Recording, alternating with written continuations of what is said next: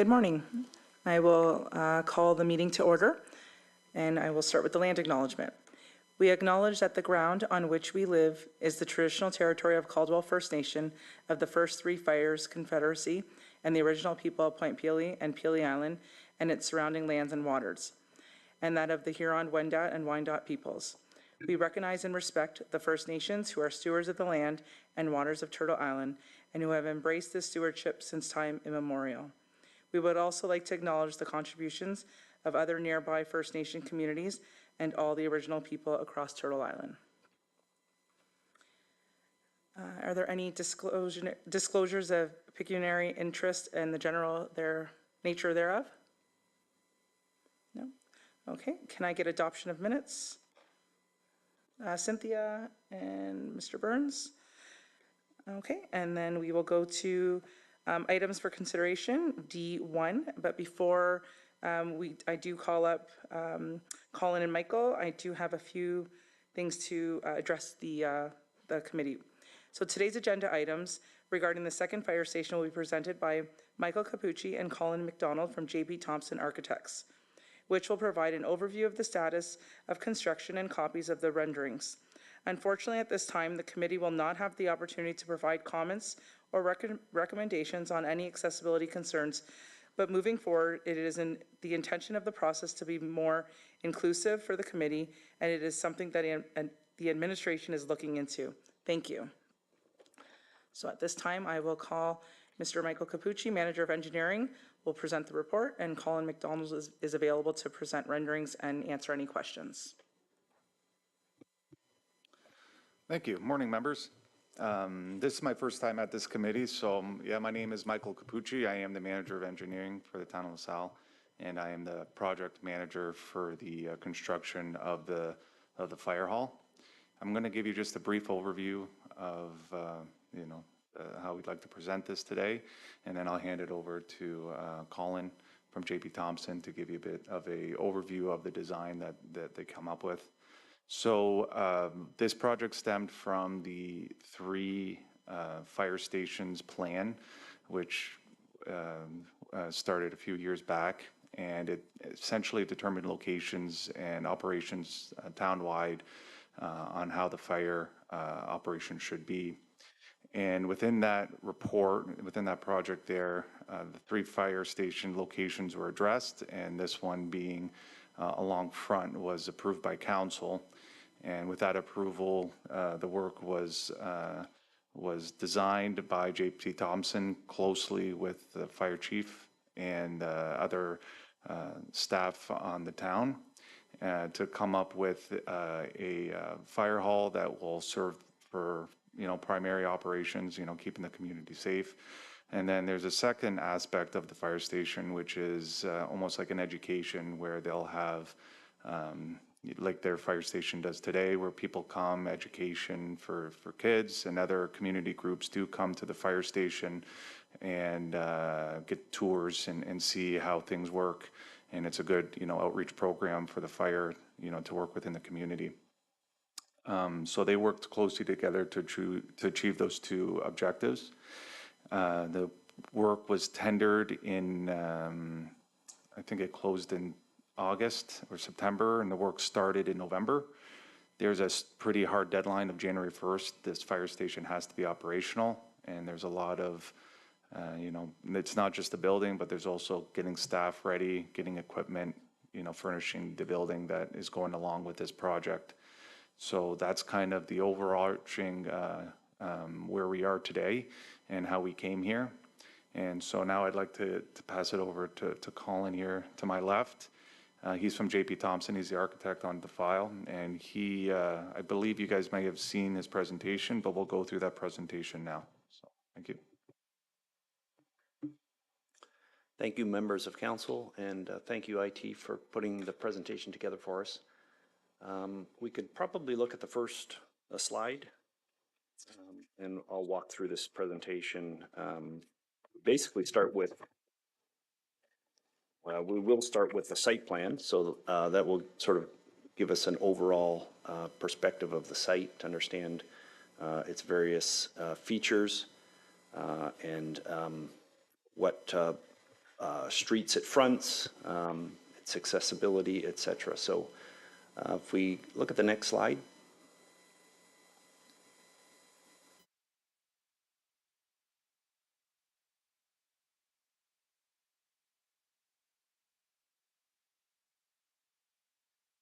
If we could just go back to slide 1, I think.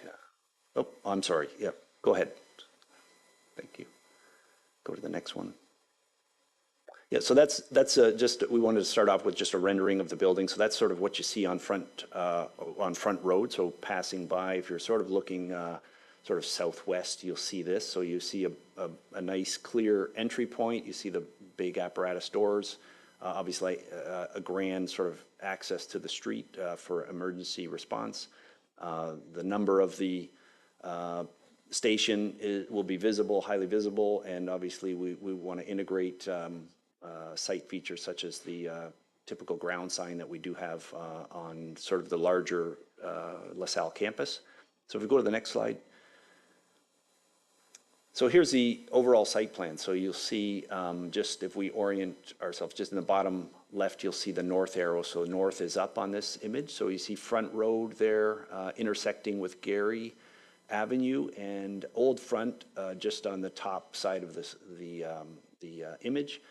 So the site is sort of L-shaped, and that's really great for us because it allows multiple access points to the site. So it allows returning vehicles or apparatus vehicles to the station, and then outgoing vehicles out directly onto Front Road, so sort of an immediate response.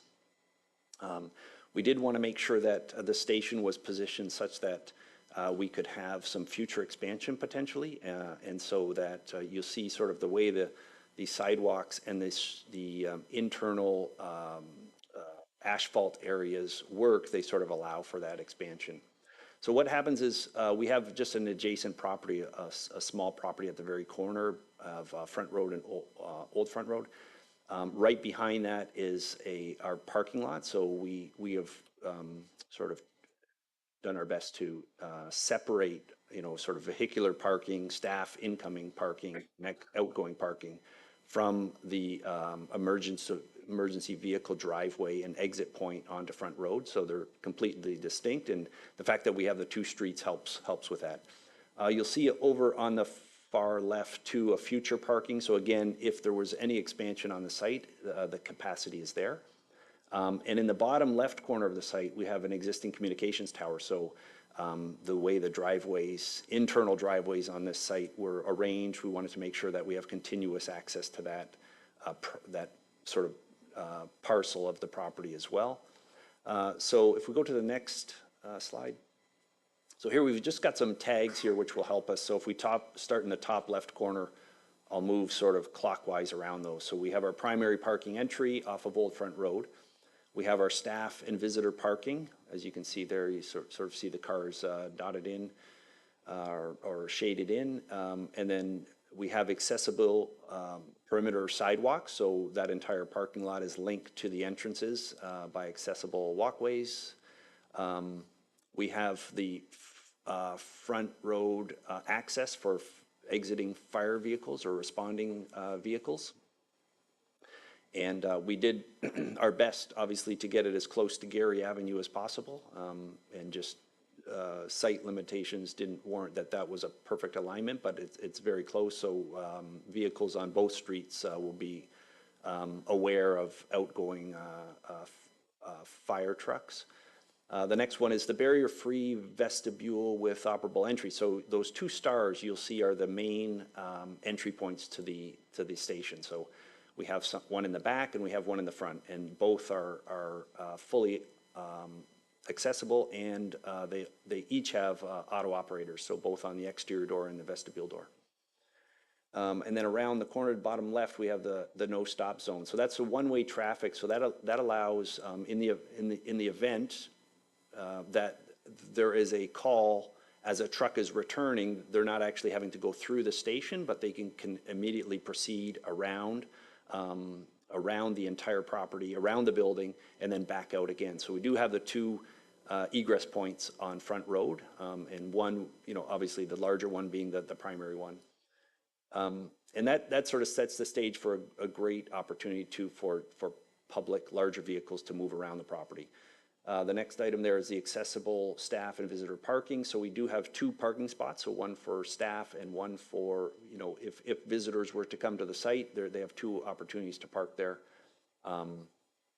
And again, both interconnected to those star points, those access points to the building with no impediment at all.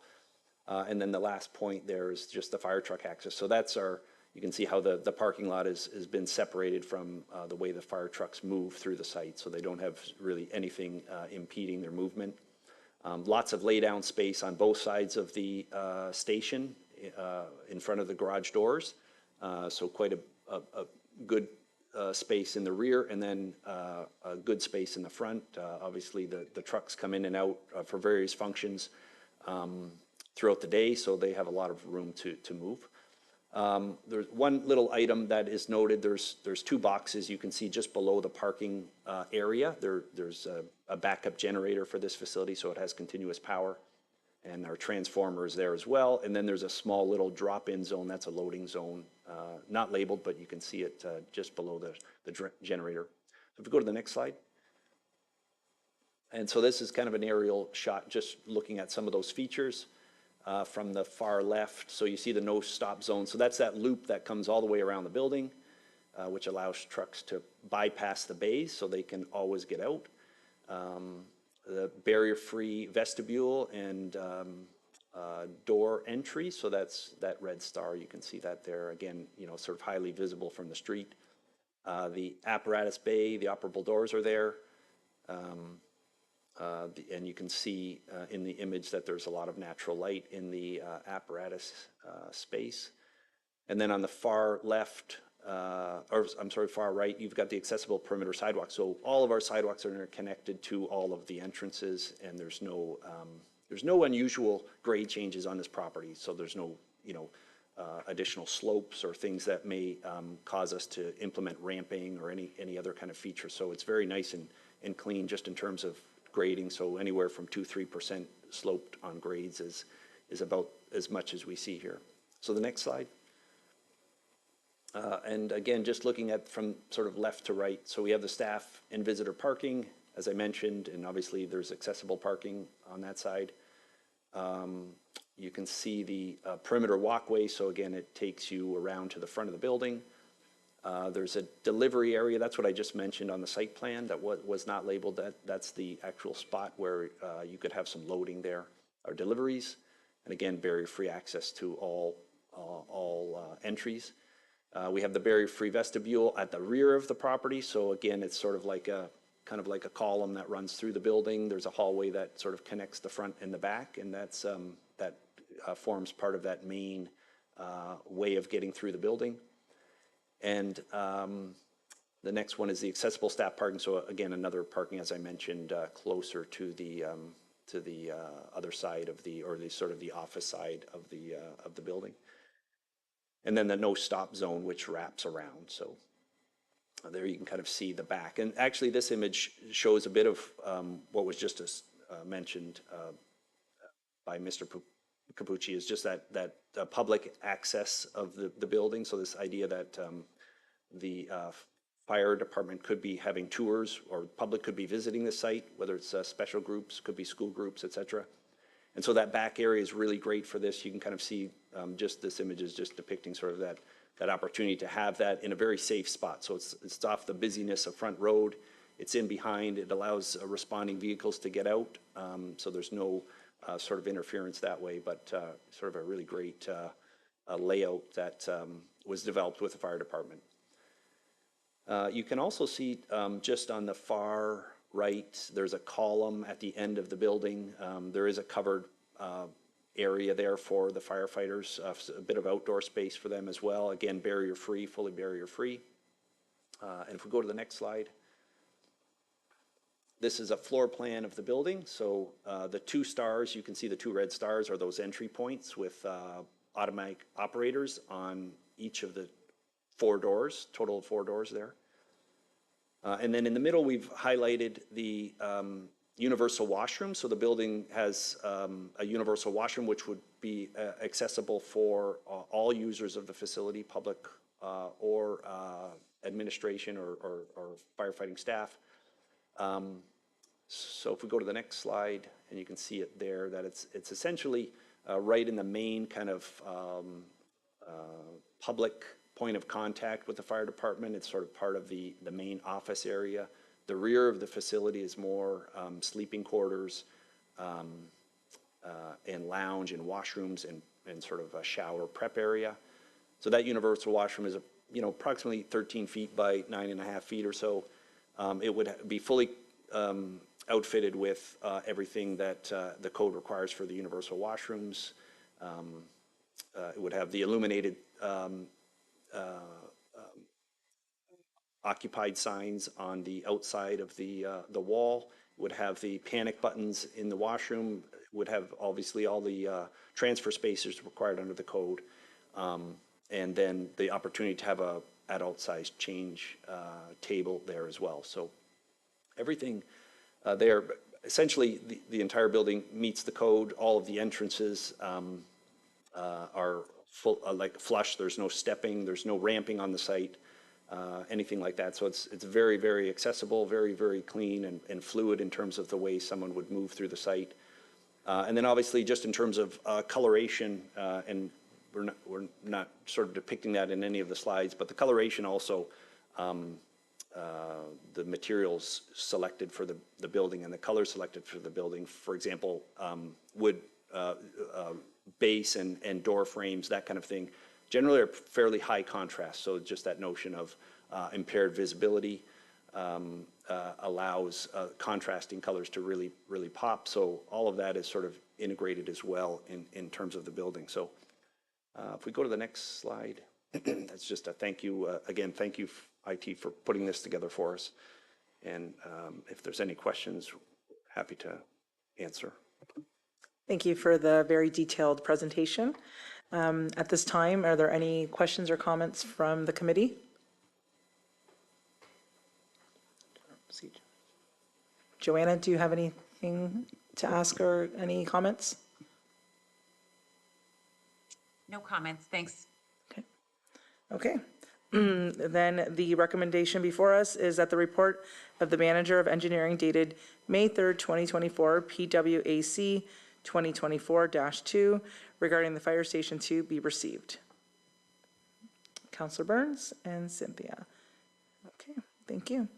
Okay, questions and statements from members of the committee. Madam Chair, we forgot to adopt the minutes from the last meeting. Did we adopt them? I'm not sure. I thought we went right to presentations unless I'm, okay, thank you.